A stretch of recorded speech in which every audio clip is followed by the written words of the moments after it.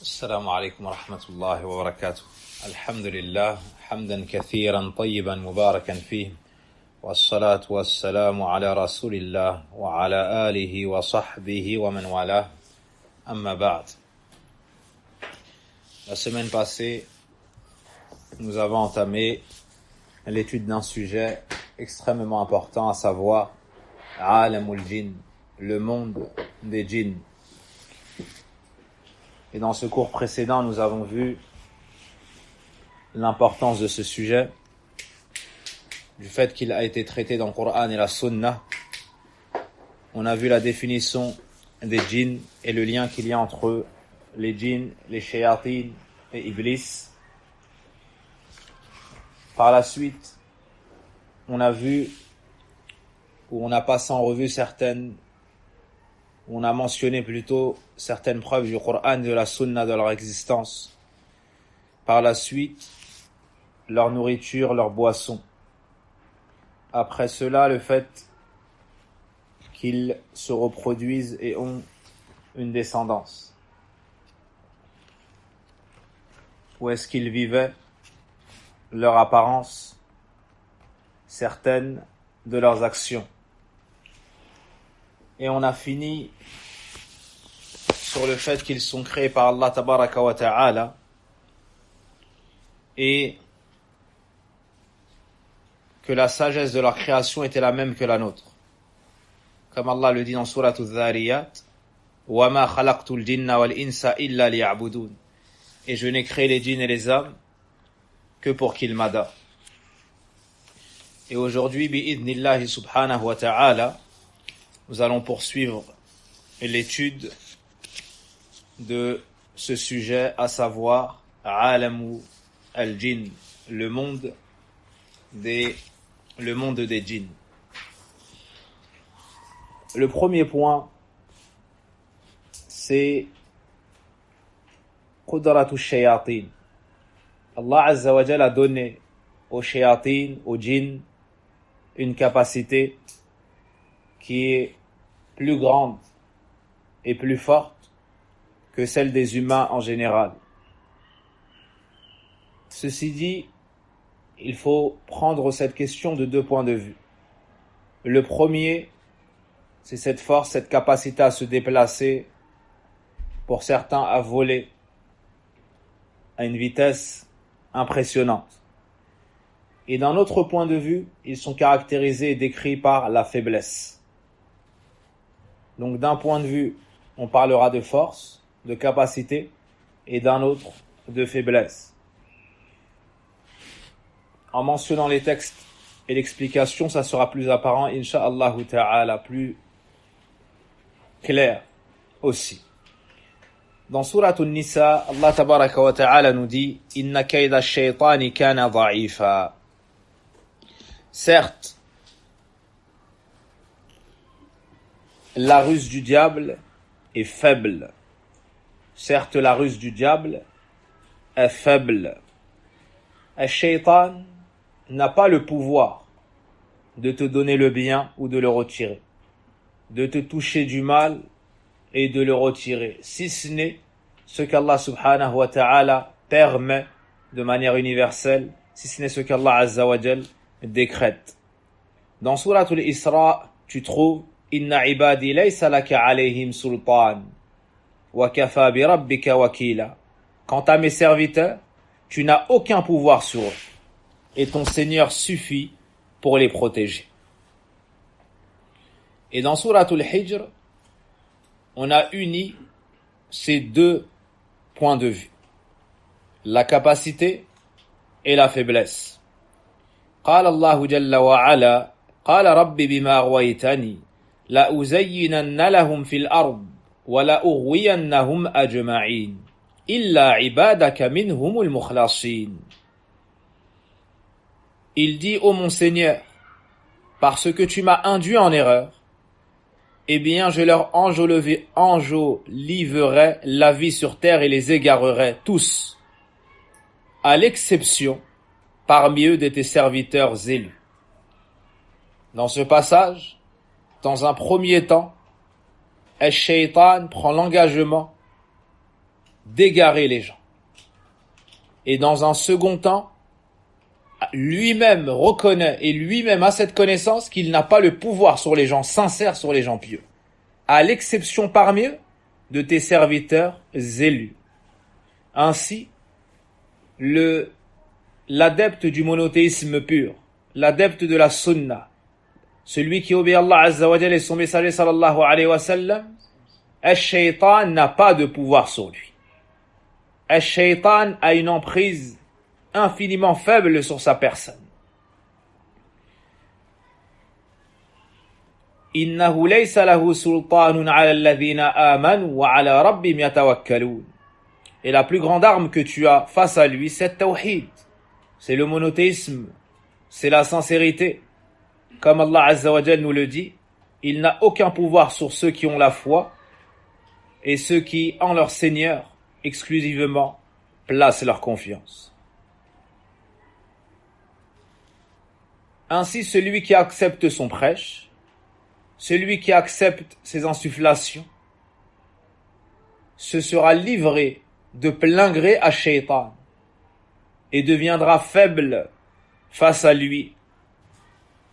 Allah subhanahu wa ta'ala nous dit Inna ibadi laysa laka alayhim sultan illa man ittaba'aka min al-ghawin. Dans Souratul Hijr, sur mes serviteurs tu n'auras aucune autorité, excepté sur celui qui te suivra parmi les dévoyés. On comprend clairement ici que l'emprise du shaitan est le fruit de la soumission du serviteur lui-même. L'emprise du shaitan est due au fait que le serviteur réponde à son appel. Dans le cas contraire, le shaitan est faible. Dans le cas contraire, le shaitan n'a pas d'emprise sur le croyant. Dans Souratul Nahl, Innama sultanuhu ala alladhina yatawallawnahu walladhina hum bihi mushrikun. Il n'a de pouvoir que sur ceux qui le prennent pour allié et qui deviennent associateurs à cause de lui. Tous ces versets s'expliquent les uns les autres. Tous ces versets viennent s'expliquer les uns les autres. Il a de pouvoir sur qui? Sur ceux qui le prennent pour allié en lui obéissant. Sur ceux qui sont dans le shirk, dans le polythéisme, sur ceux qui sont ses alliés. Quant à ces gens-là, le shaitan a une emprise incommensurable sur eux.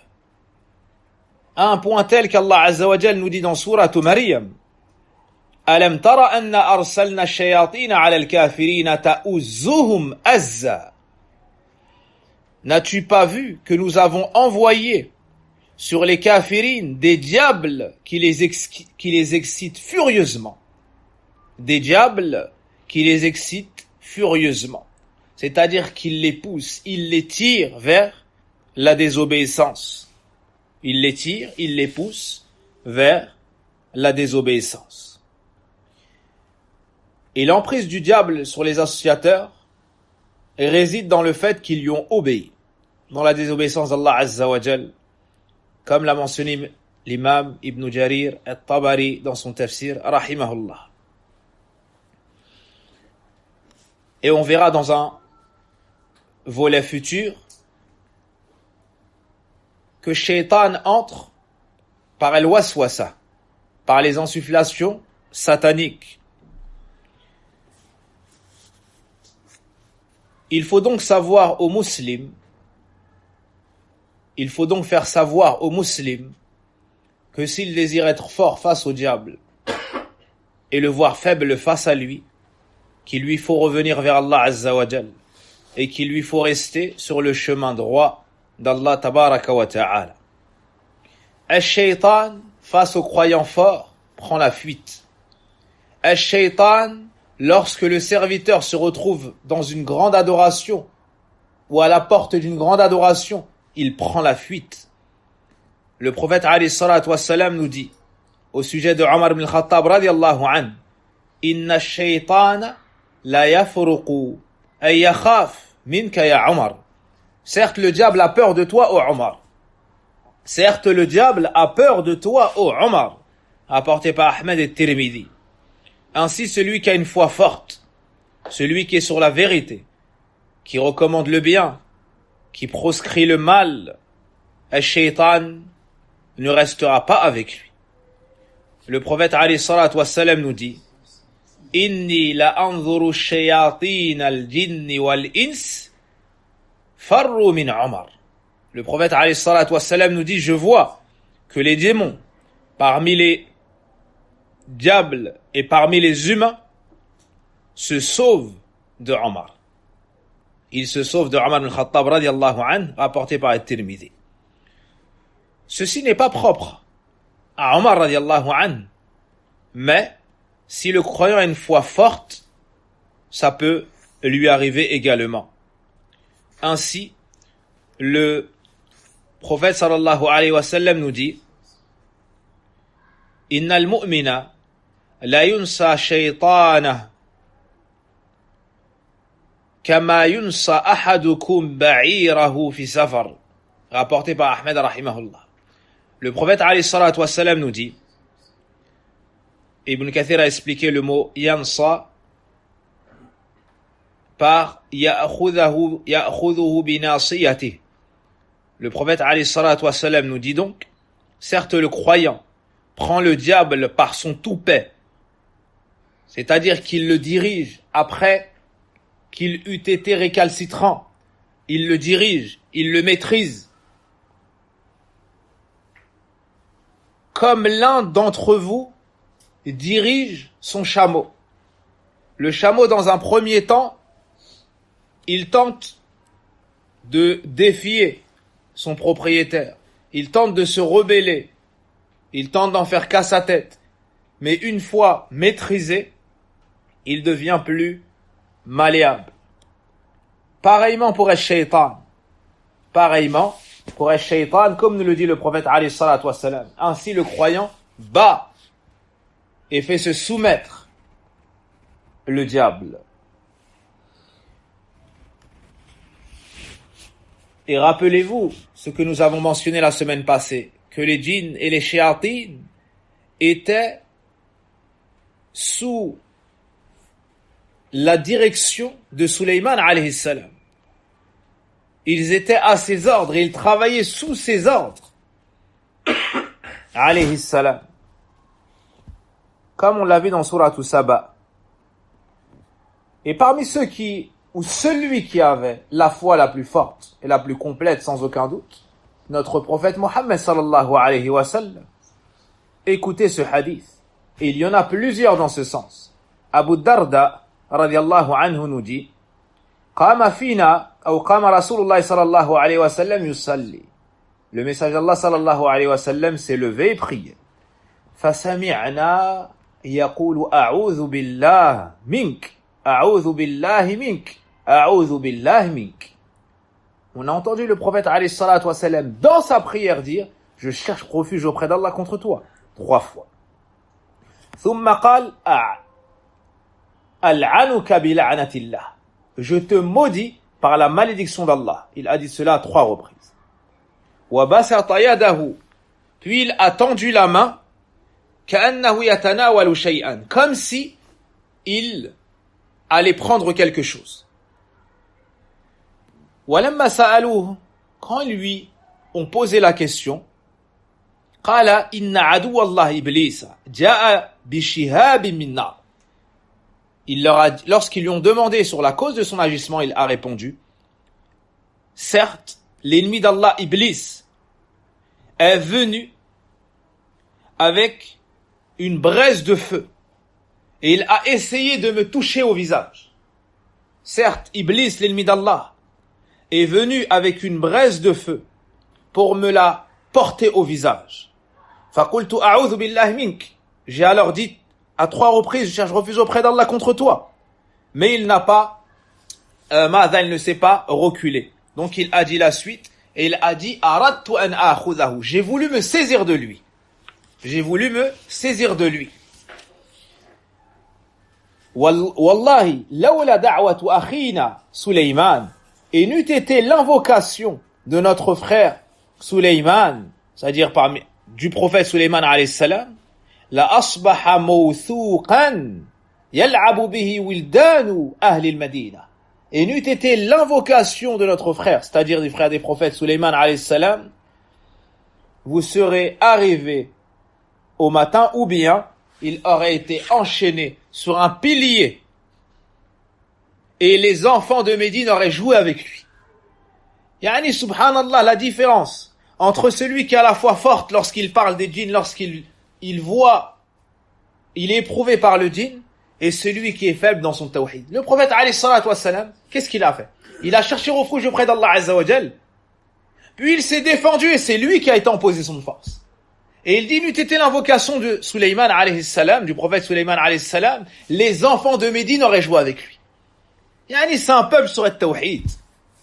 C'est pas un peuple où tu viens, tu lui fais peur du djinn et ce genre de choses et il va égorger pour autre qu'Allah à cause du djinn et il est faible à cause du djinn. Non. Ils étaient forts par Allah azza wa jal. Ils cherchaient refuge auprès d'Allah et Allah azza wa jal les préservait. Ça, c'est un hadith. Dans ce sens-là, il y en a plusieurs encore. Dans ce sens-là, il y en a plusieurs encore. L'imam Muslim rapporte. Abu Hurayrata radiyallahu anhu nous dit. Le messager d'Allah sallallahu alayhi wa sallam dit Inna ifritan min al-jinn. Un djinn parmi les ifrit. On a vu la semaine passée que les ifrit parmi les djinns, c'est ceux qui sont dotés d'une force extrême et qui sont immenses. Ja'ala yatfulu alayya al-bariha liyaqta alayya as-salah. Et il poustillonnait en ma direction hier soir afin de me couper dans ma prière. Wa inna Allah amkanani min. Et Allah azza wa jal m'a donné le dessus sur lui. Allah azza wa jal m'a donné le dessus sur lui. Et il nous dit, donc il l'a maîtrisé, وَلَقَدْ فَلَقَدْ هَمَمْتُ أَنْ أَرْبُطَهُ إِلَى جَانِبِ سَارِيَةٍ مِنْ سَوَارِ الْمَسْجِدِ. Et j'ai fortement pensé l'attacher à un pilier de la mosquée. حَتَّى تُصْبِحُوا تَنْظُرُونَ إِلَيْهِ أَجْمَعُونَ. Afin que vous arriviez au matin et que l'ensemble de vous, yani que vous puissiez tous le voir. Afin que vous puissiez tous le voir. Puis il a récité la parole du prophète Sulayman alayhi salam, son invocation Rabbi ighfirli wa habli mulkan la yanbaghi li ahadin min ba'di. Ô mon Seigneur, pardonne-moi et fais-moi don d'une royauté qui n'appartiendra à personne, qui ne conviendra à personne d'avoir après moi. Faraddahu Allahu khasi'an. Et Allah azza wa jal a repoussé ce ifrit du prophète alayhi salatu wassalam, perdant. En résumé, le musulman qui souhaite être ou voir Shaitan affaibli face à lui, qu'il renforce sa foi. Qu'il renforce sa foi et concrétise le tawhid et la taqwa, la piété. Et de nous, on ne redoute qu'une seule chose en réalité, c'est al-dhunub, c'est nos péchés. De nous, on ne redoute qu'une seule chose en réalité, ce sont nos péchés. Le croyant, de par sa croyance, il est dans une forteresse. Il est intouchable. Il est sacré. Il est immensifié. Il est dans une forteresse. Et l'image des péchés, par rapport à cette forteresse, c'est à l'image de la porte d'entrée. Tant qu'il s'en prémunit, elle reste fermée. Dès lors qu'il les commet, cette porte s'ouvre et l'ennemi peut entrer de toutes parts. Et l'ennemi peut entrer et se répandre de toutes parts. Donc on ne craint que nos propres péchés. Al-Shaytan, on a vu qu'il pouvait prendre l'apparence de certaines personnes, de certains animaux. Mais il ne peut pas prendre la réelle apparence du prophète alayhi salatu wassalam. Comme a dit le prophète alayhi salatu wassalam dans le recueil de l'imam Tirmidhi et autres, Man ra'ani fa inni anahu. Le prophète alayhi salatu wassalam dit, celui qui me voit en songe, je serai réellement celui qu'il aura vu. Fa innahu laysa li shaytan an yatamathala bi. Car certes le diable, il ne lui appartient pas de prendre mon apparence. Donc, celui qui rêve du prophète alayhi salatu wassalam, en connaissant sa description à travers les hadiths, Naam. Si réellement c'est le prophète alayhi salatu wassalam, alors que c'est sûr que c'est pas le shaitan. Et on ne dira pas qu'à partir du moment où tu penses avoir rêvé du prophète alayhi salatu wassalam, c'est sûr que c'est lui. Non. Certains, dès qu'on leur dit c'est le prophète sallallahu alayhi wa sallam dans leur rêve, ils disent j'ai vu le prophète alayhi salatu wassalam, j'ai vu le prophète alayhi sallam. Peut-être que c'est pas le prophète alayhi salatu wassalam. Dans ce cas-là, shaitan peut prendre son apparence. Mais si c'est réellement le prophète alayhi salatu wassalam, alors le shaitan ne peut pas prendre son apparence. Comment savoir si c'est lui ou non? Un homme a fait un rêve. Il a dit j'ai vu le prophète alayhi salatu wassalam. Abdullah ibn Abbas ou un autre lui a dit Sifli man ra'ayt. Décris-moi celui que tu as vu. Il lui a dit ceci, cela, il était comme ceci, comme ça. Il lui a dit en effet c'est le prophète alayhi salatu wassalam. Donc pour pouvoir affirmer cela, il faut connaître sa description. Sinon, on s'en tiendra à cette parole. J'ai vu une personne dans mon rêve et on m'a dit que c'est le prophète alayhi salatu wassalam.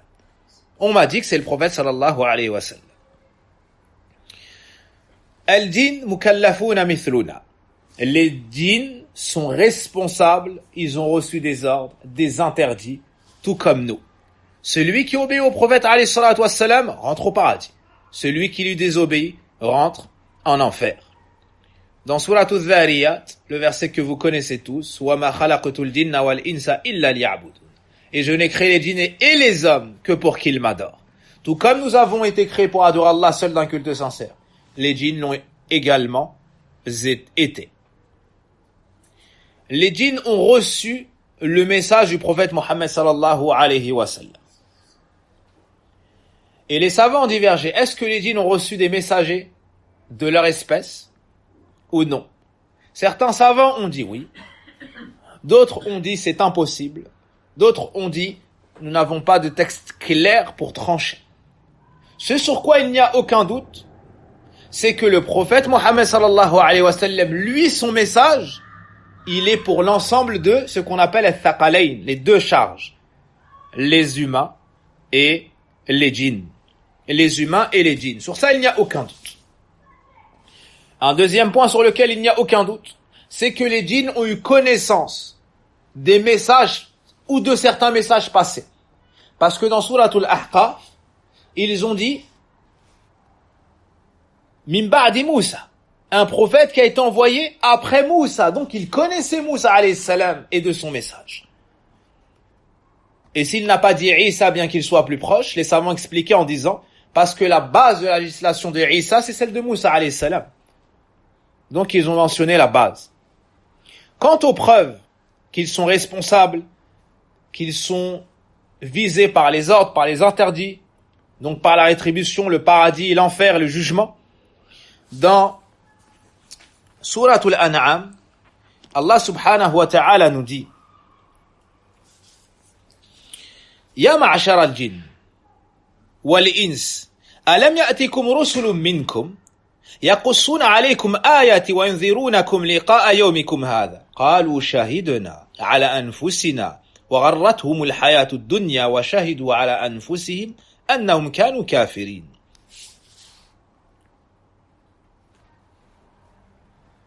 Allah subhanahu wa ta'ala nous dit dans le Coran ô vous les djinns, ô vous les humains, les messagers ne vous sont-ils pas venus, ne vous ont-ils pas et réciter mes versets, ne vous ont-ils pas averti de ma rencontre de ce jour, yani le jour de la résurrection? Ils répondront, ils diront, nous attestons de cela sur nous-mêmes. Mais nous avons été trompés par ce bas monde. Et ils attesteront contre leur propre personne qu'ils étaient du nombre des kafirs. Ça c'est pour al-jinn, c'est pour aussi al-ins. Dans Suratul A'raf, Allah subhanahu wa ta'ala nous dit وَلَقَدْ ذَرَأْنَا لِجَهَنَّمَ كَثِيرًا مِنَ الْجِنِّ وَالْإِنسِ. Nous avons apprêté, nous avons préparé pour l'enfer bon nombre de djinns et de ins. Bon nombre de djinns et de ins. On a mentionné le verset de Suratul Ahqaf. Inna sami'na kitaban unzila min ba'di Musa. Nous avons entendu un livre. Donc un groupe de djinns a entendu le prophète alayhi salatu wassalam réciter. Il était dans la salat avec ses compagnons, ils ont écouté la lecture du Coran, ils se sont convertis à l'islam, ils ont adhéré au tawhid et l'ont propagé par la suite. Donc parmi eux, il y a des nuzur, il y a des avertisseurs. Il y a des nuzur, il y a des avertisseurs. Donc le prophète alayhi salatu wassalam, sans divergence, a été envoyé aux ins, également aux djinns, comme l'a dit Ibn Taymiyyah dans Majmu' al-Fatawa, rahimahullah ta'ala. Aussi dans Sourate Al-Isra, Allah Azza wa Jalla, lorsqu'il lança son défi de venir avec un Coran semblable, il a englobé al-jinn dedans. Il a englobé al-jinn dedans. Donc ça nous laisse entendre qu'ils sont responsables et qu'ils sont visés par les textes. قُلْ لَإِنِ اجْتَمَعَتِ الْجِنُّ قُلْ لَإِنِ اجْتَمَعَتِ الْإِنسُ وَالْجِنُّ عَلَى أَنْ يَأْتُوا بِمِثْلِ هَذَا الْقُرْآنِ لا يأتون بمثله ولو كان بعضهم لبعض ظهيرا. Dit, si l'ensemble des ins et des djinns se réunissaient pour apporter un Coran semblable, ils ne pourraient le faire. Ils ne pourraient amener un Coran identique. Quand bien même ils s'entraideraient les uns et les autres. Dans Souratul Jinn, Allah nous dit قُلْ أُوحِيَ إِلَيَّ أَنَّهُ اسْتَمَعَ نَفَرٌ مِّنَ الْجِنِّ فَقَالُوا إِنَّا سَمِعْنَا قُرْآنًا عَجَبًا. Dit, il m'a été révélé qu'un groupe de djinns écoutait. Ils écoutaient ma lecture durant la salat. Ils ont écouté le Coran. فَقَالُوا إِنَّا سَمِعْنَا قُرْآنًا عَجَبًا. Ils dirent donc, nous avons entendu une lecture merveilleuse. Nous avons entendu une lecture merveilleuse. Yahdi ila ar-rushdi fa amanna bih. Qui guide à la droiture, nous avons donc eu foi en cela. Wala nushrika bi rabbina ahada. Et plus jamais nous n'associerons quoi que ce soit ou qui que ce soit à notre Seigneur. Pareillement dans Souratul Ahqaf. Pareillement dans Souratul Ahqaf. Et dans la Sunna, on a l'information de à leur sujet. Dans la Sunna, on a l'information à leur sujet. Le hadith d'Abdullah ibn Abbas dans Al-Bukhari et Muslim.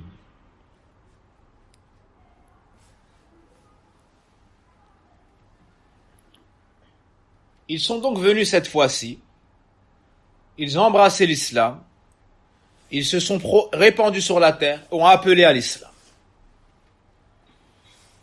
Ils sont venus par la suite, de temps à autre, des délégations de djinns venaient voir le prophète alayhi salatu wassalam, et il leur donnait du temps pour les instruire dans les règles de la religion. Et il invoquait en leur faveur, et il les orientait dans le halal et le haram. Il les a informés de la licéité de la viande ou des os sur lesquels le fils de Adam aura mentionné Allah Azza wa Jal. Il les a informés de la licéité pour leurs bêtes et de leur monture que eux avaient pour nourriture les crottins des bêtes, des bestiaux, des humains. Le prophète alayhi salatu wassalam les a informés de tout cela. On a même dans le hadith qu'ils ont montré au prophète alayhi salatu wassalam leurs traces et les traces de leur feu. Comme on aurait dit pour nous les humains, leur campement. Leur campement. Je ne dis pas cela pour les djinns parce que j'ai pas entendu les savants le dire, mais pour nous, ce qui est décrit, c'est ce qu'on aura appelé notre campement. Dans le recueil de l'imam Muslim rahimahullah ta'ala, selon Abdullah ibn Mas'ud, le prophète alayhi salatu wassalam nous dit innahu atani da'i al-jinn. Le prophète alayhi salatu wassalam me dit où nous dit que un émissaire des djinns lui est venu. فأتيتهم, je me suis donc rendu auprès d'eux. فقرأت عليهم, et je leur ai lu. En général, je leur ai lu, c'est le Coran. Et parmi ceux que leur a récité, subhanallah, le prophète alayhi salatu wassalam, Suratul Rahman. Le prophète alayhi salatu wassalam leur a récité entièrement Suratul Rahman. Naam. Et la surah au sujet duquel les savants disent, celui qui veut voir le paradis comme s'il y était, qu'il lit Suratul Rahman. Et leur réponse fut des plus magnifiques, fut des plus sensationnelles. À chaque fois que le prophète alayhi salatu wassalam disait, en lisant le Coran, فَبِأَيِّ آلَاءِ رَبِّكُمَا تُكَذِّبَانِ, quel bienfait donc de votre Seigneur allez-vous démentir? Quel bienfait de votre Seigneur allez-vous donc démentir? À chaque fois que le prophète alayhi salatu wassalam passait par ce verset, et ô combien il se répète dans Surat Ar-Rahman, il répondait, La shay min ni'amika rabbana nukadhib. Il disait, rien parmi tes bienfaits on ne démentira, ô notre Seigneur. À chaque fois que le prophète sallam passait par ce verset, et il se répète beaucoup, il répondait, on ne reniera aucun, on ne démentira aucun de tes bienfaits, ô notre Seigneur. Et il rajoutait, falakal hamd, toutes les louanges te reviennent de droit. Ça c'est les djinns, subhanallah. Ça c'est la parole des djinns. Naam. Et ce hadith est rapporté par Al-Bazzar, par Al-Hakim, et il est dans Sahih Al-Jami'. Rahmatullahi alayhim. Et Ibn Kathir a détaillé ces textes et les a mentionnés dans le tafsir de Surat Al-Ahqaf. Dans le tafsir de Surat Al-Ahqaf. Et dans les livres de Sira, tu trouves la mention de Jinnu Nasibin. Tu trouves la mention des djinns de Nasibin plutôt. Nasibin. C'est un coin vers le Yémen. Et ce sont ces djinns-là qui sont venus et ont écouté la lecture du prophète alayhi salatu wassalam. Passons maintenant, à partir du moment où nous avons dit qu'ils étaient mukallafoun, responsables, naam, tout comme les humains sont responsables. Chez les humains, il y a ceux qui ont la foi forte. Il y a ceux qui ont la foi faible, ceux qui sont croyants, ceux qui sont mécréants, ceux qui sont à la sunna, ceux qui sont à la bid'a, et ainsi de suite. Pareillement chez les djinns. Ils ne sont pas tous à la même échelle. Parmi eux, il y a les croyants pieux. Parmi eux, il y a les croyants faibles. Parmi eux, il y a les gens de Ahlus Sunnah. Parmi eux, il y a les gens de Ahlul Bid'ah. Parmi eux, il y a les dévoyés. Parmi eux, il y a ceux qui ont telle autre religion et telle autre, et ainsi de suite. Naam. Dans Suratul Jinn, Allah Azza wa Jal nous dit وَأَنَّ مِنَّا الصَّالِحُونَ وَمِنَّا دُونَ ذَلِكَ كُنَّا طَرَائِقَ قِدَدًا. Dans Suratul Jinn, Allah subhanahu wa ta'ala nous relate leurs paroles. Et il y a certes parmi nous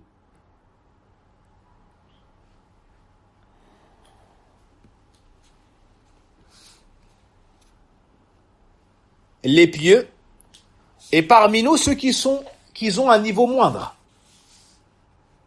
Ceux qui ont un niveau moindre.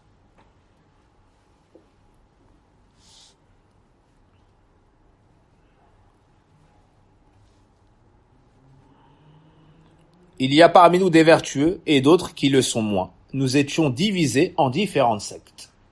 Nous étions divisés en différentes sectes. Dans Suratul Jinn, toujours, وَأَنَّ مِنَّا الْمُسْلِمُونَ وَمِنَّا الْقَاسِطُونَ فَمَنْ أَسْلَمَ فَأُولَئِكَ تَحَرَّوْا رَشَدًا وَأَمَّا الْقَاسِطُونَ فَكَانُوا لِجَهَنَّمَ حَطَبًا. Et il y a parmi nous les musulmans, et il y en a les injustes,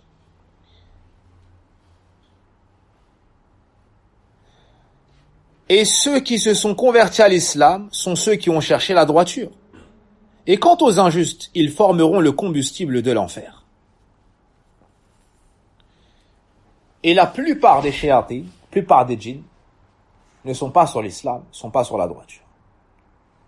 Naam. Et c'est valable pour les humains. Pour 1000 personnes, combien entreront au paradis? 1 pour 1000. 1 pour 1000. Et c'est encore un des textes qui montre que la majorité n'est pas gage de vérité. N'est pas gage de vérité. Passons maintenant à un grand chapitre, dont l'importance, dont sa connaissance est capitale et primordiale pour le croyant.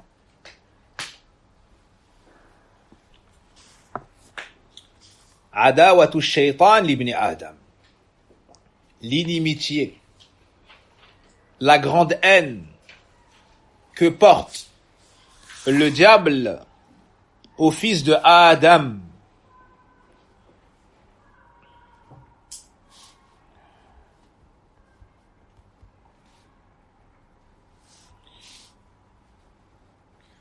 C'est une haine, c'est une inimitié qui est très ancienne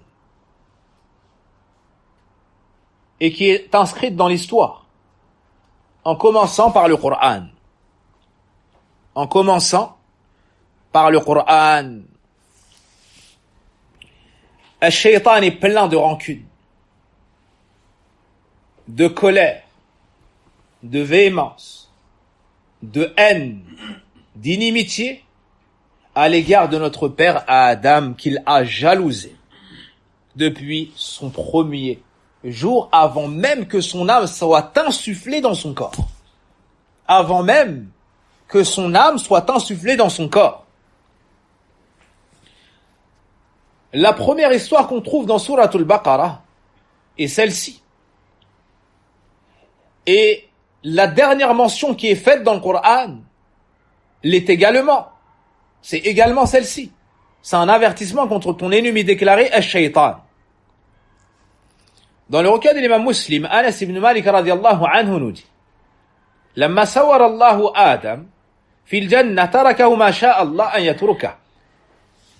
Le prophète alayhi salatu wassalam nous dit, lorsque Allah représenta Adam, donc il lui donna sa forme, il le créa, lui donna sa forme, mais avant de lui insuffler son âme. Il lui donna sa forme. Puis il le délaissa, ou plutôt il le laissa le temps qu'il eût voulu le laisser. فَجَعَلَ إِبْلِيسَ يَطِيفُ بِهِ.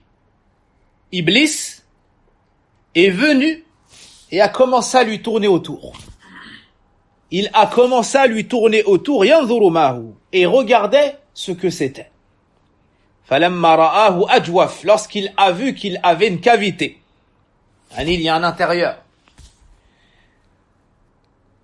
عَرَفَ أَنَّهُ خُلِقَ خَلْقًا لَا يَتَمَاسَكْ.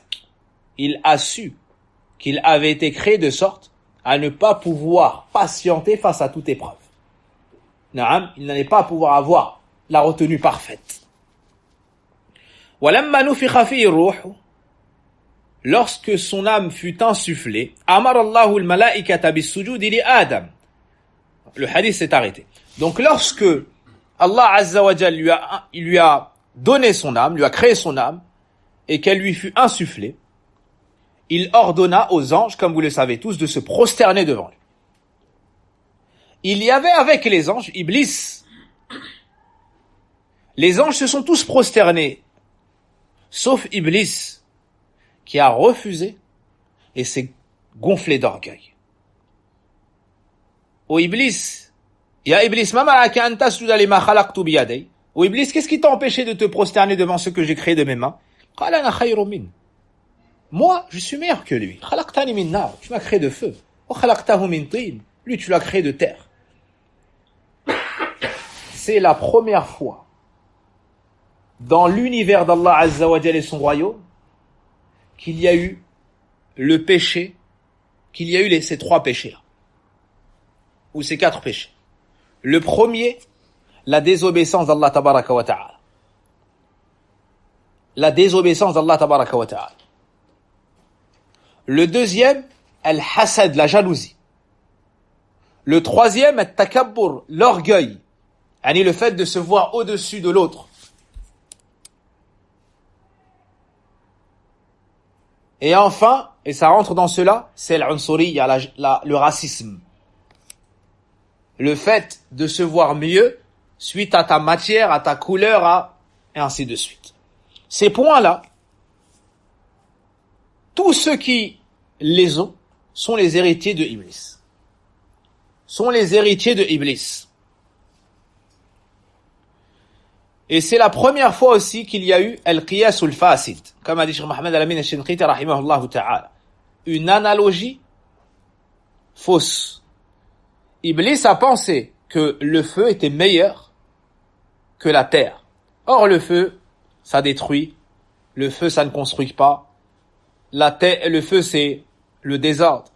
La terre, c'est la sérénité, la tranquillité. De la terre, tu construis, et ainsi de suite.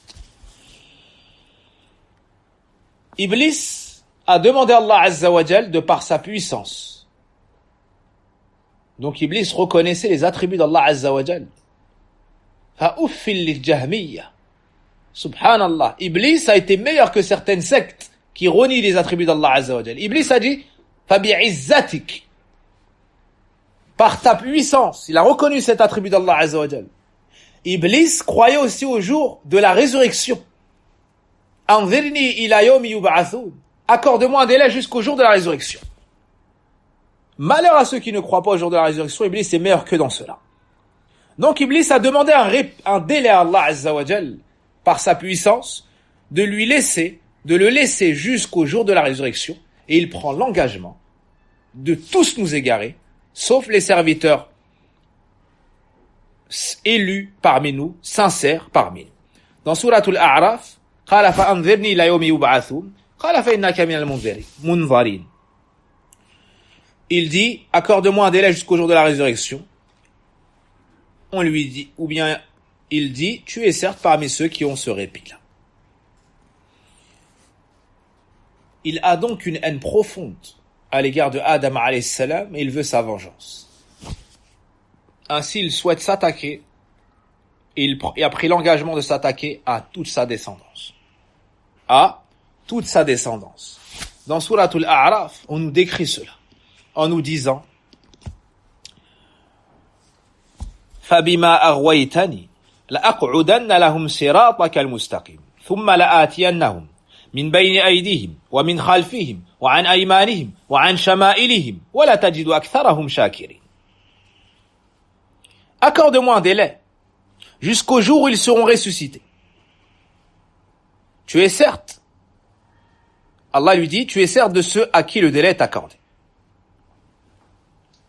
Puisque tu m'as mis en erreur, donc c'est Shaitan qui dit cela, je m'assoirai pour eux sur ton droit chemin. C'est-à-dire que j'obstruerai tout chemin qui mène au bien. Je ferai tout mon possible pour qu'ils ne fassent aucune bonne œuvre. Puis je les assaillerai de devant, de derrière, de leur droite, de leur gauche. L'ennemi, lorsqu'il vient à toi et il tente de t'attaquer, soit il est face à toi, soit il vient de derrière, soit il vient de la droite, soit il vient de la gauche. Naam. Et par la suite, il y a eu les moyens technologiques qui ont fait que ils peuvent venir même d'en haut. Si ce n'est que en haut, souvent c'est d'où descend la miséricorde d'Allah Azza wa Jal. Donc très souvent, on ne mentionne pas en haut. Pourquoi? Parce que c'est l'endroit du déversement de la miséricorde d'Allah Tabaraka wa Ta'ala. Dans Souratul Isra, on nous dit وَاسْتَفْزِزْ مَنِ اسْتَطَعْتَ مِنْهُمْ بِصَوْتِكَ وَاجْلِبْ عَلَيْهِمْ بِخَيْلِكَ وَرَجُلِكَ. Excite par ta voix ceux d'entre eux que tu pourras. Rassemble contre eux ta cavalerie et ton infanterie. Associe-toi à eux dans leurs biens et leurs enfants et fais-leur des promesses. Or, le diable ne leur fait que des promesses ne leur fait des promesses qu'en tromperie. Allah subhanahu wa ta'ala, par miséricorde et pitié envers nous, nous a mentionné cette histoire dans le Coran. Pour qu'on connaisse notre ennemi, pour qu'on se prémunisse contre lui et qu'on soit sur nos gardes. Et il nous dit clairement dans le Coran, dans Surat Fatir, Inna shaytana lakum adu, fattakhidhu aduwa. Certes, le diable est pour vous un ennemi, prenez-le donc en ennemi. إنما يدعو حزبه ليكون من أصحاب السعير ليكونوا من أصحاب السعير.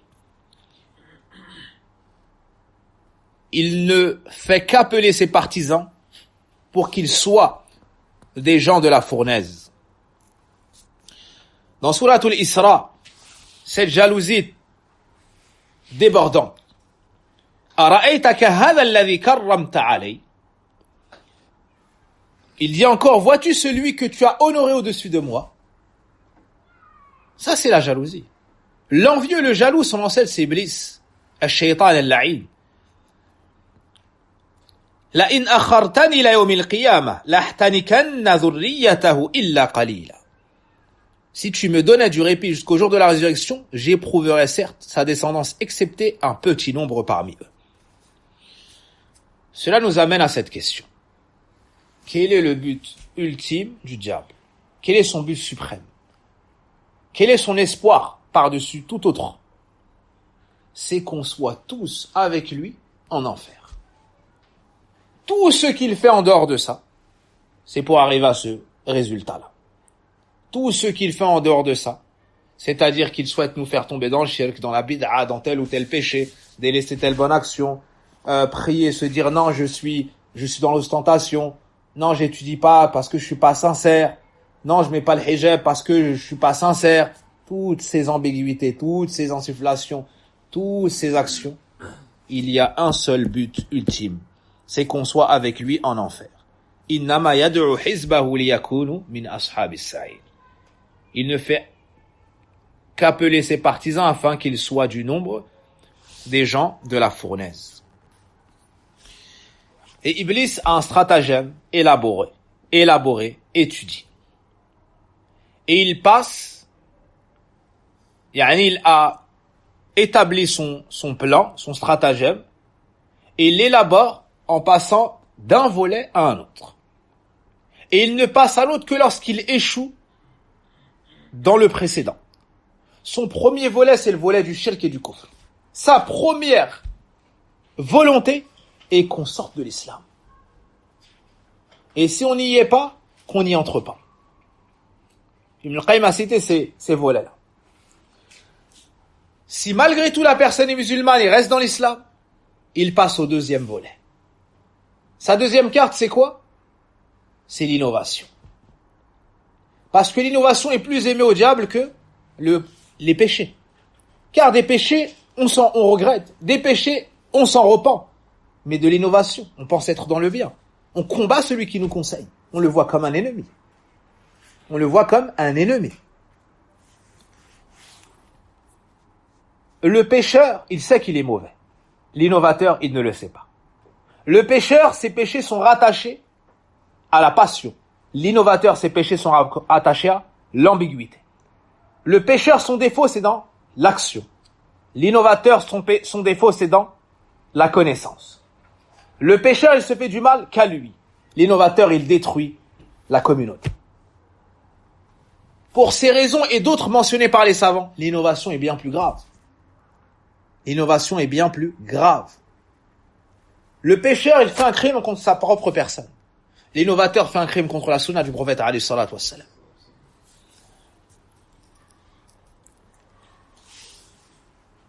Donc, s'il ne réussit pas à faire tomber la personne dans le polythéisme majeur, il passe à l'innovation. Dans Sourate Al-Hashr, Allah subhanahu wa ta'ala nous dit كمثل الشيطان إذ قال للإنسان كفر فلما كفر قال إني بريء منك إني أخاف الله. Al-Shaytan, l'instigateur du mal, subhanallah, il fait tomber les gens dans le mal, puis il dit j'ai rien à voir avec vous. J'ai rien à voir avec vous. Ils sont semblables au diable quand il dit à l'homme, sois incrédule, mécrois. Puis quand il a mécru, il dit je te désavoue car je redoute Allah, le Seigneur de l'univers. Car je redoute Allah, le Seigneur de l'univers.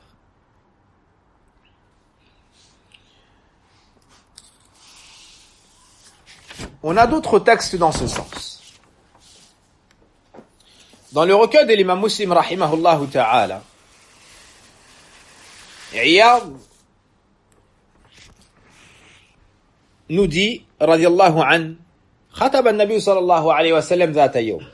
Un jour, le prophète sallallahu alayhi wa sallam a fait une khutbah. Plus loin, il nous dit qu'Allah dit, Inni khalaqtu ibadi hunafa kullahum. J'ai créé mes serviteurs sur la saine nature, sur le tawhid, tous. Fajtalathum ash-shayatin an dinihim. Et les diables, les démons, les ont égarés de leur religion. Wa amarhum an yushriku bi. Et ils leur ont ordonné de me donner des associés. Malam unzil bihi sultana. Ce dans quoi je n'avais révélé aucun argument, ou aucune science, ou aucun pouvoir. Donc, parmi la fitna du shaitan, le fait de faire tomber les gens dans le shirk, dans le kufr. S'il n'y réussit pas, il passe au deuxième volet, à l'innovation. S'il n'y réussit pas, il fait tomber. S'il ne réussit pas, il fait tomber les gens dans quoi? Dans les grands péchés. S'il ne réussit pas, il fait tomber les gens dans quoi? Dans les petits péchés. Et lorsqu'il n'arrive pas à faire tomber un tel à tel moment dans le petit péché, alors il fait tomber dans la distraction, dans l'insouciance. Puis s'il fait l'adoration, il ne le laisse pas. Il ne le laisse pas. Subhanallah.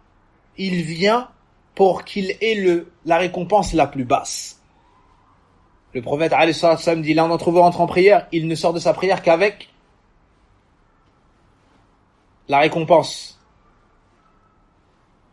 Sa moitié, son tiers, son quart, son cinquième, son sixième, son septième, son huitième, son neuvième. D'autres sortent avec rien. C'est-à-dire, il est dans la salade, Shaitan lui le dérange dans sa salade, il perd de la salade. Il perd, jusqu'à presque ne rien avoir ou rien avoir. Une des grandes armes du Shaitan, c'est tafriqatu bayna al-muslimin. C'est le fait de diviser entre les musulmans. C'est le fait de semer la zizanie entre les croyants. L'imam al-Bukhari rahimahullah rapporte, Inna shaytana aysa ya'budahu al-musalluna fi jazirati al-arab. Certes, le diable a désespéré d'être adoré par l'ensemble des prieurs de la péninsule arabique. Lakin fi at-tahrish baynahum. Mais il usera de zizanie entre eux. Il sème la division, la haine et ainsi de suite. Et tu trouves cela dans Surat al-Ma'ida, verset 91. إنما يريد الشيطان أن يوقع بينكم العداوة والبغضاء في الخمر والميسر ويصدكم عن ذكر الله وعن الصلاة فهل أنتم منتهون. Dans Surat al-Baqarah, إنما يأمركم بالسوء والفحشاء. Il vous ordonne le mal et les turpitudes. وأن تقولوا على الله ما لا تعلمون. Et de dire sur Allah ce que vous ne savez pas. Parmi les stratagèmes du diable, il essaie d'obstruer face à nous tout chemin du bien, toute bonne œuvre. Le prophète alayhi salatu wassalam nous dit, Inna shaytana qa'ada libni Adam bi atruqih. Certes, le diable s'est posé sur le chemin du fils de Adam. Tout chemin qu'il empruntera vers le bien, le shaytan sera face à lui. Quel est ce chemin-là? C'est l'islam, c'est le Coran, c'est Sunna, c'est la voie du prophète sallallahu alayhi wa sallam. Dans la suite du hadith, on nous dit, s'il veut entrer en islam, le shaitan lui vient et lui dit, quoi? Tu vas laisser la voie de tes ancêtres? Tu vas laisser la voie de tes pères? Tu vas laisser la voie de tes ancêtres? Et ceux qu'ils adoraient, tu vas l'abandonner? Vous comprenez? Si il désobéit au shaitan et il rentre en islam, ensuite il lui vient par la porte de la jira. Quoi? Tu vas faire l'hégire? Tu vas laisser ta terre et ton ciel. Hein? Tu vas laisser ta terre et ton ciel. Ceux qui pensent à la hijra, qui sont déterminés à la hijra. Une des dernières choses qui leur vient dans le cœur.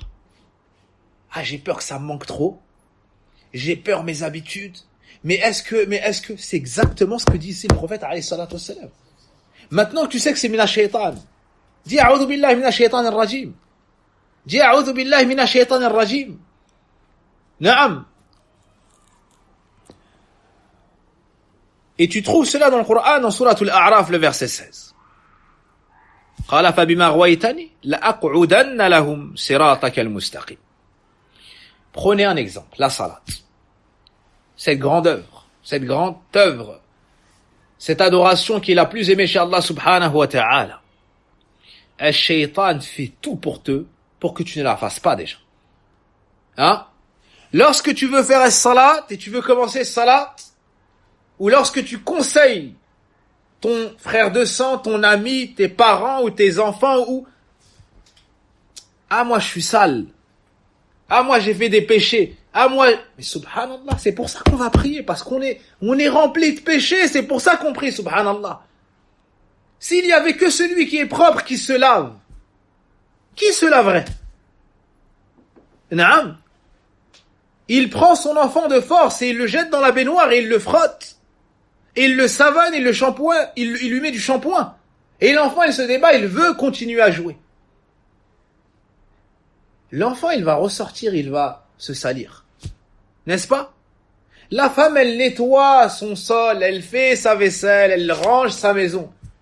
2 minutes après, elle crie, elle dit, je viens juste de nettoyer, tu fais ça et tu fais ça.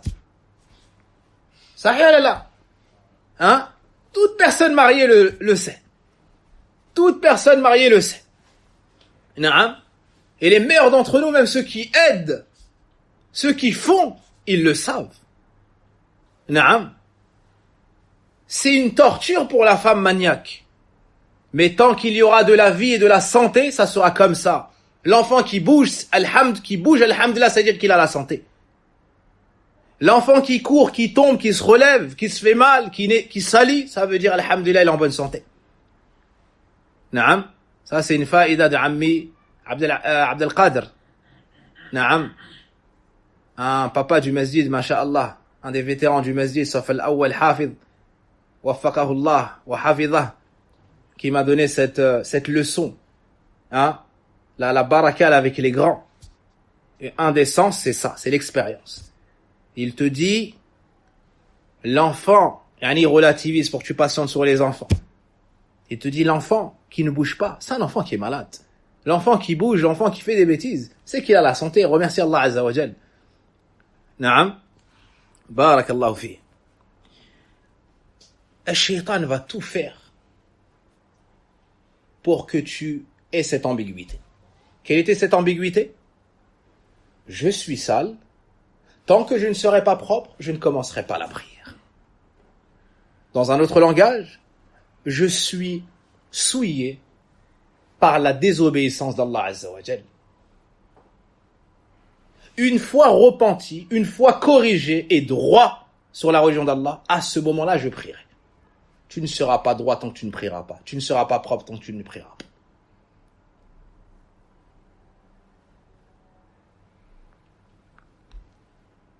Comment? J'ai pas envie d'être hypocrite, j'ai envie d'être vrai. Moi, je fais des bêtises et je vais prier à côté. Ça va pas ensemble. Quand j'arrêterai de faire des bêtises, je prierai. Toutes ces ambiguïtés, on les a entendues. Ah, mais lui, il prie. Ah, il fait le frère. Hein? Toi, tu fais quoi? Tu fais le kafir ou là, tu fais quoi? Hein? Il fait le frère. Zahma, il va à la mosquée. On a entendu ça aussi. Ça nous a touché un peu. Plus c'est passé, j'allais dire au-dessus des têtes. Non, sous les pieds. Naam. Ces mêmes personnes-là qui sont venues par la suite t'interroger, te demander. Naam. Et par la suite, des gens comprennent.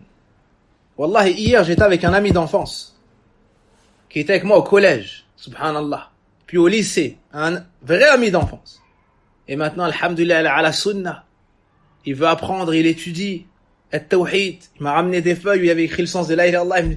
Et la sunna et des savants, il me disait, est-ce que ça c'est bon? Masha'Allah. Et presque il s'excuse et il remercie. Il me dit, quand on était plus jeune, au lycée, et que tu venais, naam, et que tu refusais de rester au quartier, et que tu partais faire ça, presque on avait une mauvaise opinion de toi, on n'était pas content parce que comme pour nous, tu nous abandonnais, tu étais hautain. Et maintenant, on a compris que tu pouvais pas te nuire à toi-même en restant au milieu de nous dans nos bêtises. Tu devais te protéger toi. Et lui me dit maintenant, moi je fais ça avec un tel et avec un tel. Et lorsque je passe, je dis la bonne parole, et je pars. Combien d'années après? Ça, c'est une discussion qui a eu lieu peut-être l'année du baccalauréat. On avait, je pense, 18 ans. Il me semble que j'en ai 36. C'était à 18 ans, cette discussion. Et hier, il me la mentionne. Alors que je l'avais oublié. Il vient, Shaitan vient, il veut pas que tu fasses salat. Il va même te faire voir. Et ça, c'est un chapitre qu'on étudiera, Inch'Allah Ta'ala, dans le Waswasa at-Tazyin. Et at-Tathbit. Et un troisième qui ne me revient pas. Il va te faire voir celui qui prie comme la personne qui est mauvaise. Subhanallah. Qui est hautaine, qui est orgueilleuse, qui se prend pour et qui se prend pour. Et celui qui reste dans le haram à côté de toi, le fidèle ami, le fidèle ami, celui qui sera toujours là pour toi, celui qui. Une histoire d'argent qui dépasse même pas 5 chiffres, un a tué l'autre. Quel ami fidèle? Une histoire de femme, un a tué l'autre. Quel ami fidèle? Par contre, celui qui fait salat, lui c'est l'ami fidèle. Wallah, après ton dernier souffle, il est encore là et t'es plus là, toi. T'es plus là, t'es mort. Lui, il est là, il te lave. T'es plus là, il est là, il te lave. Il te met dans le vêtement. Il s'occupe de tes enfants. Il dépense pour ton épouse veuve. Il te met dans ta tombe. Il fait dua pour toi, il fait des sadaqat, il fait du khair pour toi, t'es plus là. Ça, c'est un ami fidèle. C'est pas celui qui est dans le haram avec toi, ton ami fidèle. Vous savez ce qu'ils font, ceux qui s'appellent les amis fidèles? Vous voulez que je vous dise comment est-ce qu'ils célèbrent le décès de l'un d'entre eux? Ils vont acheter de l'alcool. Et ils versent de l'alcool par terre et disent c'est en l'honneur de un tel. Garde ton honneur, garde ton équipe. A'oudhu billah, même après la mort, ils restent dans le haram. Alors que d'autres, après la mort, lorsqu'il y a la mort d'un proche, ils se rappellent, ils se souviennent, ils se repentent, ils reviennent à Allah Azza wa Jal. Tout ça pour vous dire quoi? Que le shaitan fait tout pour que tu ne pries pas. Et parlons de cette salat-là. Il y a un shaitan qui s'appelle Khinzab. Le prophète alayhi salatu wassalam nous en parle dans Sahih Muslim. Ce shaitan vient dans ta salat. Et il te dérange jusqu'à ce que tu ne saches plus combien tu as prié. Le prophète sallam nous a appris à dire A'udhu billahi minash shaitanir rajim, à positionner à 3 reprises à notre gauche avec un minimum de souffle et de salive. Un shaitan te vient dans ta salat et te dire uzkur kada, uzkur kada, uzkur kada, mimma kunta ma tazkuru qabl. Un shaitan vient dans ta salat et te dit rappelle-toi ça, des choses auxquelles tu pensais pas du tout avant ta salat. Et au final, il ne sait plus combien il a prié. Rapporté par le Bukhari et Muslim. Ça, c'est l'inimitié, c'est la haine la plus vaste qui existe. Ou la plus vaste qui soit à notre égard. C'est celle du shaitan. Et tu peux comprendre ça de plusieurs points de vue. Retenez-les. Premièrement, adawatuhu mustamirra. Son inimitié, sa haine, elle est continue. Jour et nuit. Que tu sois résident, voyageur, un homme ou une femme, grand, petit, dans le ventre de la mer ou en dehors. En pleine possession de tes moyens de la santé ou en train d'agoniser. Son inimitié, sa haine, ses attaques, elles sont continues. Des fois, t'as un ennemi. Et aujourd'hui, il est vivant, demain, il est mort. Tastarih min, tu te reposes de lui. Des fois, t'as un ennemi. Aujourd'hui, il est fort, demain, il est faible. Tastarih minhu, tu te reposes de lui. Aujourd'hui, il a beaucoup de monde autour de lui. Demain, il n'a plus personne. Tu te reposes de lui. Aujourd'hui, c'est ton ennemi. Demain, c'est ton ami. Tu te reposes de lui. Et j'en passe. L'inimitié du shaitan, il n'y a pas tout ça. Il était avant nous tous et il sera après nous tous. Pourquoi? Parce qu'Allah Azza wa Jal lui a permis de rester jusque quand? jusqu'au jour de la résurrection. Ça, c'est le premier point qui montre que son inimitié, c'est la pire. Deuxièmement,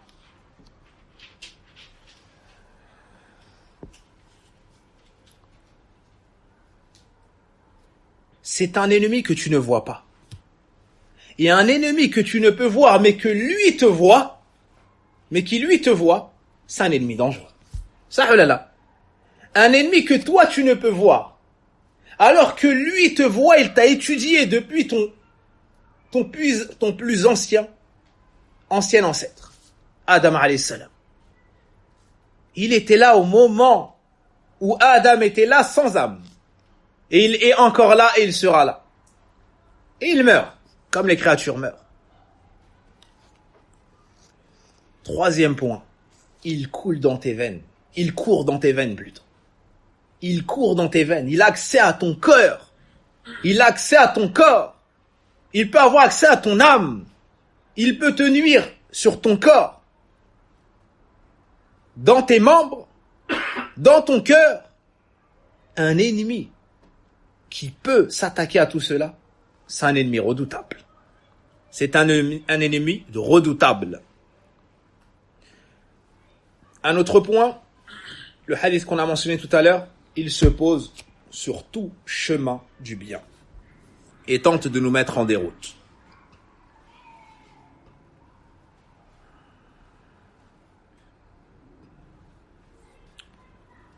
Les ulama nous disent que Ash-Shaytan, il me semble Ibn al-Qayyim rahimahullah, Ash-Shaytan dit, ou bien Ash-Shaytan étudie la personne. S'il voit d'elle qu'elle tend vers la ferveur dans l'adoration et la rigueur, il essaie de la faire tomber dans l'exagération, dans le roulou. Et s'il voit d'elle qu'elle est plutôt faible et a du laxisme, il tente de la faire tomber dans le contraire. Dans le laxisme, dans le laisser-aller. Son but, c'est que tu ne sois pas sur la sunna dans le juste milieu. Ash-Shaytan ne te laisse pas prier tranquille. Lorsqu'il y a l'adhan, Ash-Shaytan se sauve et il lâche un gaz, un paix précisément, avec un son donc, puis il revient. Quand il y a l'iqama, pareillement, puis il revient. Et il tente de te waswas dans la salat. Jusqu'à la fin. T'es pas sincère, tu pries pas pour Allah. Tu faisais tel péché, là tu viens, tu te tiens dans la salat. Tu crois qu'Allah Azza wa Jalla va accepter cette salat-là? Naam. En vrai, tu pries pour ça. En vrai, kada. En vrai, rappelle-toi ça. T'as pas oublié de faire ça. T'as pas oublié de fermer la porte à clé. T'as pas kada. T'as pas oublié de récupérer les enfants là. Là, il va te faire rappeler beaucoup de choses. Peut-être même des choses que en dehors de la salat, tu fais tout toi volontairement pour t'en souvenir. T'arrives pas. Et dans la salat, ça vient. T'as deux doigts de, subhanallah, peut-être presque de te réjouir de cette chose-là. Mais c'est pour t'enlever ce qui est encore plus grand. La récompense, le lien avec Allah Azza wa Jal. Le lien avec Allah Azza wa Jal. On pourrait prendre l'exemple du hijab. Ash-Shaytan vient à la musulmane et il lui dit, toi tu vas mettre le hijab alors que ta mère ne le met pas. Toi tu crois que t'es mieux que ta mère? Ou que t'es mieux que ta grand-mère? Ou t'es mieux que telle personne sainte qui fait que du bien? Ou t'es en France? Déjà on est mal vu. Déjà on est stigmatisé. Déjà il y a le racisme. Déjà il y a. C'est dur de s'intégrer. Hein? Et toutes ces choses-là. Ils vont dire de toi, ils vont faire, tu peux te faire agresser. Et toutes ces ambiguïtés. Hein? Toutes ces ambiguïtés. Tu ne pourras plus faire de tel sport, telle activité, tel travail. On dira de toi que tu es une femme soumise. On dira de toi que tu es une femme arriérée. Et ainsi de suite.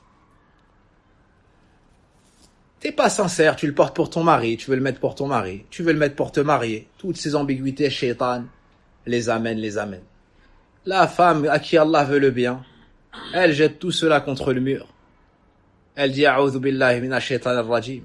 Moi je vais me voiler par obéissance pour mon Seigneur tabaraka wa ta'ala. Je vais me voiler par obéissance pour mon Seigneur, subhanahu wa ta'ala. Si je me marie, alhamdulillah. Si je ne me marie pas, alhamdulillah, ala kulli hal. Je vais me voiler, je serai un exemple pour les femmes de la communauté du prophète Mohammed sallallahu alayhi wa sallam. Je vais me voiler, j'espère, les plus hauts degrés du paradis, chez Allah tabaraka wa ta'ala. Je vais me voiler sans me soucier aucunement de ce que diront ceux qui prétendent combattre pour ma liberté. Or, ils veulent m'enchaîner et que je m'habille comme eux me l'auront ordonné. Quelle est donc cette liberté où vous interdisez à la femme de porter ce qu'elle veut et que vous lui ordonnez de porter ce que vous voulez, puis vous lui donnez le nom de liberté? Quel stratagème fallacieux! La femme musulmane est intelligente. La femme musulmane est cultivée. La femme musulmane est forte et digne. Elle ne saurait se laisser abuser. Naam, par ses stratagèmes, par ses faux amis. Wallahu al-musta'an. Revenons à la nuisance du diable.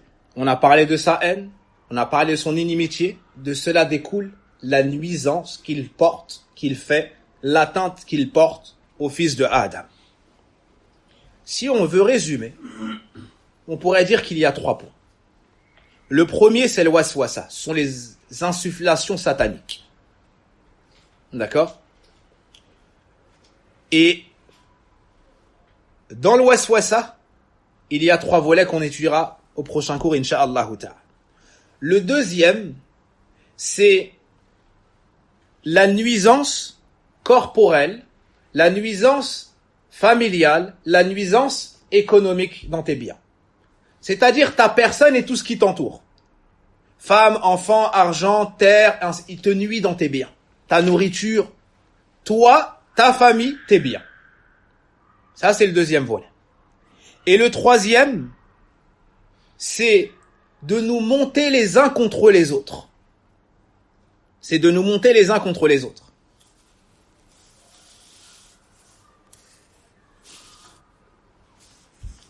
Et ce procédé satanique, il est utilisé par certaines personnes qui utilisent cette politique diviser pour mieux régner. C'est une règle connue et ancienne.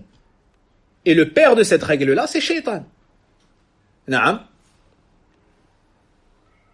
Allah subhanahu wa ta'ala nous dit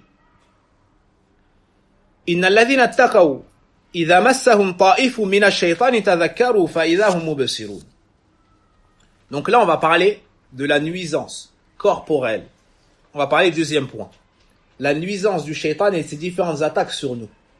Là, on parle des croyants. Là, on va parler des croyants. Un shaitan, concrètement, qu'est-ce qu'il peut et qu'est-ce qu'il tente de te faire? Allah Azza wa Jal nous montre déjà que ça a lieu chez les gens pieux. Ceux qui sont pieux. On nous parle de ceux qui sont pieux. Lorsque des diables les touchent, ils se rappellent et voici qu'ils sont clairvoyants. C'est-à-dire que Shaitan trouve une porte. Quelle est cette porte?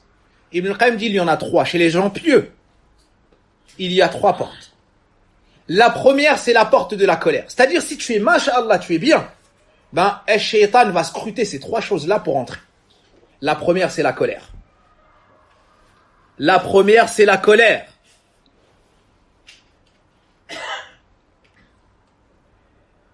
Certaines personnes sont bonnes, sont pieuses, dans salat, mais subhanallah, dès qu'elles s'énervent, elles insultent. Dès qu'elles s'énervent, elles sont comme hystériques. Elles perdent la tête, la raison. La raison. Elles cassent, elles insultent, elles gigotent. Naam. Elles oublient, Donc, la première porte, c'est la colère. La première brèche, appelons cela ainsi. La deuxième, c'est shahwa. C'est la passion et le désir. Lorsqu'il voit la passion et le désir, il rentre par cette brèche.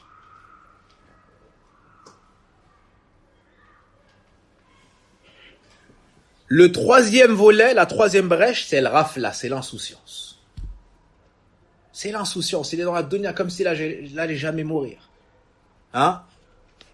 Il oublie son din, il oublie le retour vers Allah, il oublie les ordres, il oublie les interdits, il oublie qu'il est surveillé par Allah Azza wa Jalla.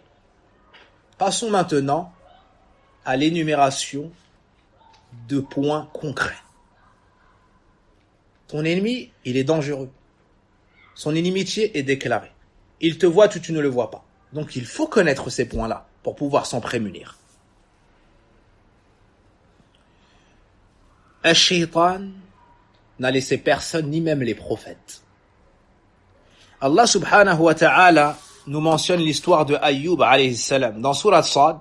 وَاذْكُرْ عَبْدَنَا أَيُّوبَ إِذْ نَادَى رَبَّهُ أَنِّي مَسَّنِيَ الشَّيْطَانُ بِنُصْبٍ وَعَذَابٍ. Et rappelle-toi notre serviteur Ayyub, lorsqu'il invoqua ou lorsqu'il appela son Seigneur, le diable m'a infligé binusbin wa adhab. Binusbin, dans le tafsir, ils disent ta'ab. Il m'a infligé une fatigue, une détresse, une épreuve. Tu trouves ces termes-là. Wa adhab, ici ils ont traduit par souffrance. Dans le tafsir, j'ai trouvé dans mes biens. Dans mes biens. Il m'a attaqué dans mes biens, dans ma famille, dans ce que je possède. Les savants ont dit, et on trouve ça aussi dans un texte de Anas ibn Malik Inda bin Nu'aym, pendant 18 ans, Ayyub alayhi salam est resté malade. Certains savants ont dit, il ne restait plus un endroit de son corps sans qu'il ne soit touché par la maladie. Allahu Akbar. Il ne restait plus un endroit sans qu'il ne soit touché par la maladie. Tout le monde s'est éloigné, si ce n'est son épouse, qui a pris soin de lui. Il a été dit qu'elle a coupé ses cheveux, qu'elle a vendu cela pour s'occuper de Ayyub alayhi salam, du prophète Ayyub alayhi salam.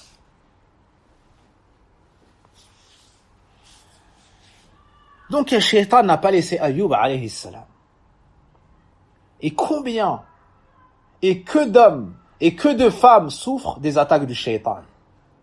Ce qui ressemble à des crises d'épilepsie sont des attaques du shaitan. Et c'est arrivé à la femme noire, pieuse, qui nettoyait la mosquée du prophète alayhi salatu wassalam, qui est venue voir, Ya Rasulallah, invoque Allah afin qu'il me soigne. Usra'. Il lui a dit, si tu veux, j'invoque Allah azza wa jal, qu'il te soigne, il te soignera, incha'Allah, et si tu veux, tu patientes et tu auras le paradis.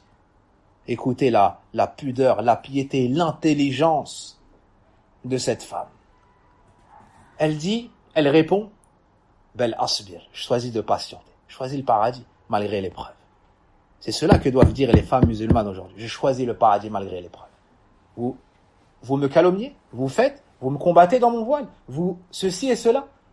Vous dites que à partir de 13 ans, la femme est en droit de donner son corps à un adulte pour qu'il commette la fornication avec elle, mais qu'il faut attendre 18 ans pour que je sois assez intelligente, parce que je ne suis qu'une femme, pour savoir que je veux véritablement porter le voile. La femme musulmane, elle est au-dessus de tout ça. La femme musulmane est au-dessus de tout ça. Elle se dit, également, elle se dit, moi je patienterai sur tout votre mal. Et Inch'Allah, j'aurai le paradis. Cette femme a répondu, je choisis plutôt de patienter. Mais lorsque je fais ces crises, je me dévoile, je me découvre. Invoque donc Allah afin que je ne me découvre pas. Allahu Akbar. Dans sa maladie, dans son épreuve, dans sa recherche du paradis, elle n'a pas oublié sa pudeur. Elle n'a pas oublié sa pudeur.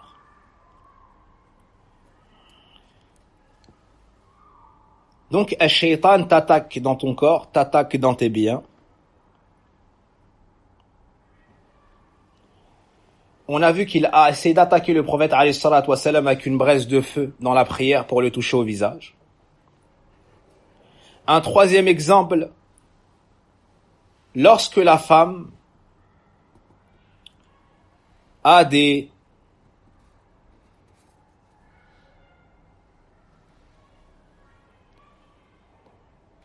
j'oublie le terme de nifas, des ménorrhées, des métroragies, je voulais dire, naam.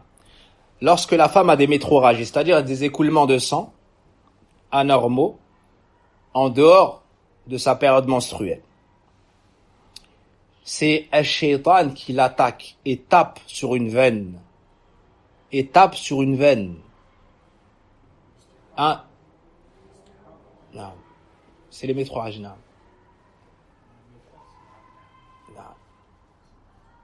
Al-Mustahadha, c'est pas Al-Nufasa.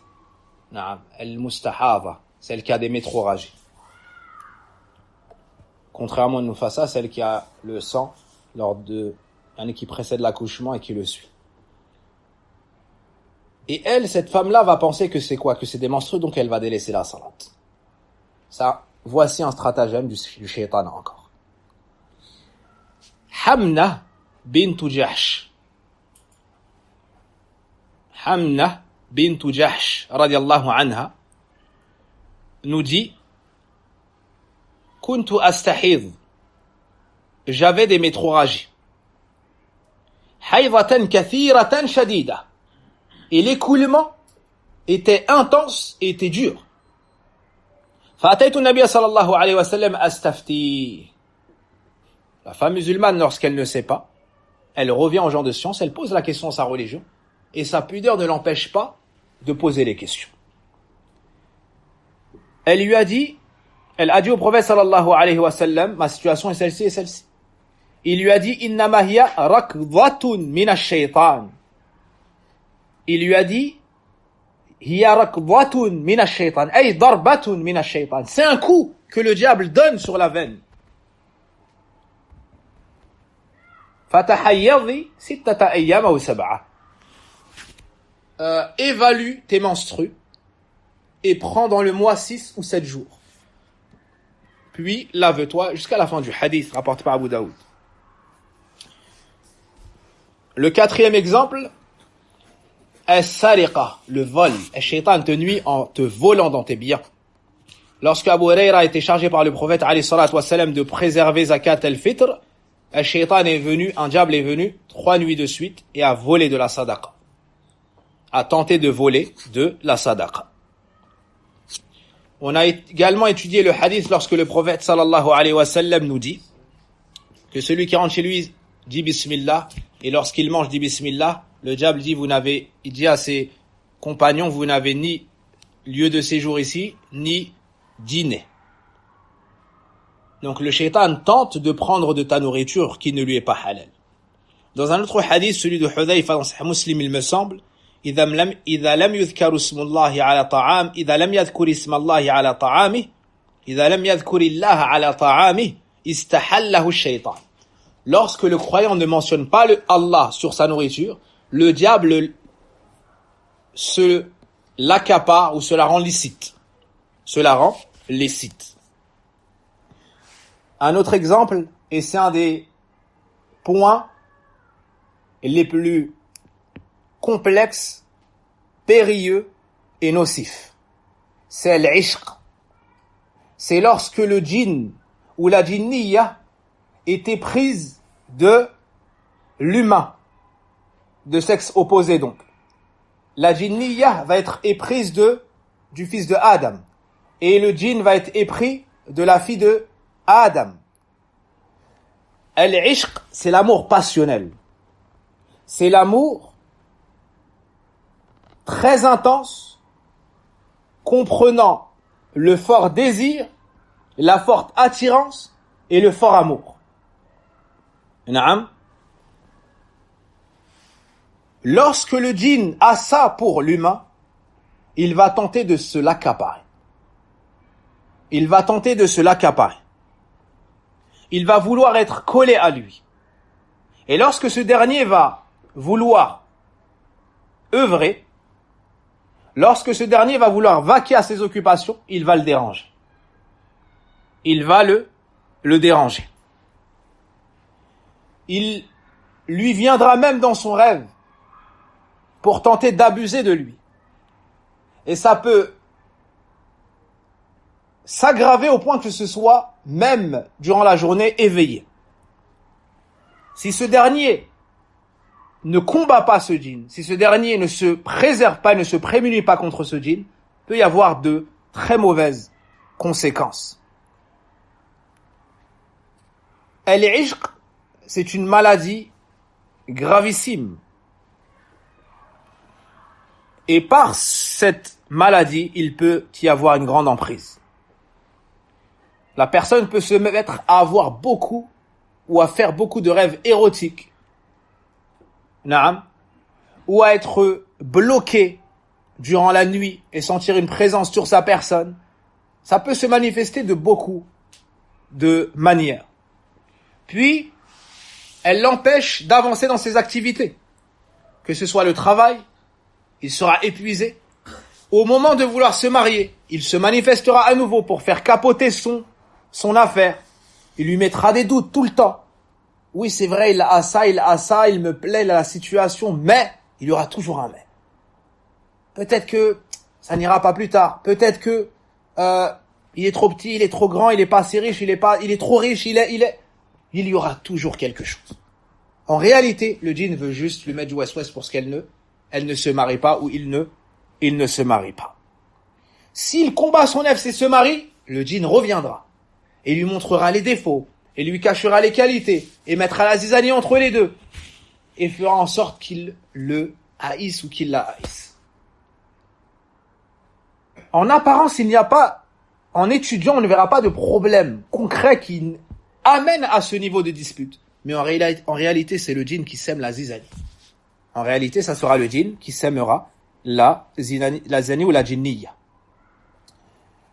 Et certes, cela arrive chez les djinns à cause de l'ishq, ça arrive aussi chez les shayatin ins. Ça arrive aussi chez les gens qui eux-mêmes sont des shayatin, des désobéissants d'Allah subhanahu wa ta'ala. Donc il ne faut pas se soumettre. Il ne faut pas se laisser faire. Il faut combattre, il faut chercher refuge auprès d'Allah, il faut renforcer sa foi, il faut se repentir, il faut délaisser les péchés, il faut lire le Coran, il faut se faire ruqya, et tout ce qui amène à se défaire des chaînes de ces démons.